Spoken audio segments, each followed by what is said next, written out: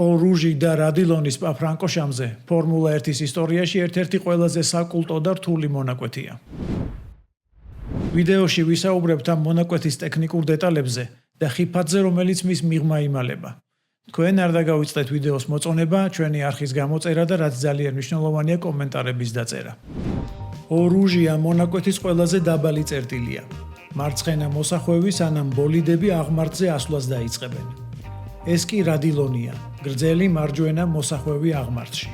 სიმაღლეთა სხვაობა ამ მონაკვეთის ყველაზე დაბალ და მაღალ წერტილებს შორის 40 მეტრია, რაც საშუალოდ 13 სართულიანი შენობის სიმაღლეს უტოლდება. აღმართის მაქსიმალური დახრის კუთხე 17%-ია. ეს ნიშნავს, რომ ამ მონაკვეთზე ბოლიდები ყოველ 100 მეტრ მანძილზე 17 მეტრით ადიან ზემოთ. თანამედროვე ბოლიდებს მაღალი აეროდინამიკური მოჭიდების გამო რუჟი რადილონის მონაკვეთის გავლა მაქსიმალური სიჩქარით შეუძლიათ. ბორტოლეტოს ტელემეტრიის მაგალითზე ჩანს, რომ ამ მონაკვეთის გავლისას პილოტი ოდნავადაც არ იღებს ფეხს აქსელერატორიდან.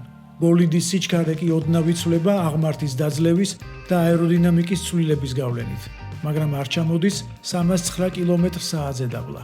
სიმაღლის მკვეთრი ცვლილების გამო პილოტები ამ მონაკვეთს ბრმად გადიან. ხოლო ვირაჟის გავლის უკიდურესად მაღალი სიჩქარე პილოტს რაიმე გაუთვალისწინებელ შემთხვევაზე რეაგირებისთვის დროს პრაქტიკულად არ უტოვებს.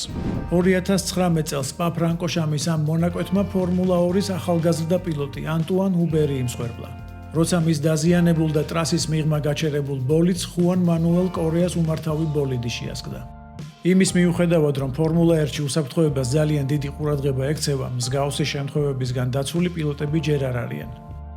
თქვენ არ დაგავიწყდეთ ჩვენი ვიდეოს მოწონება და კომენტარების დაწერა. ჩვენ ერთმანეთს ბელგიის გრან-პრის შემდეგ შევხვდებით დროებით.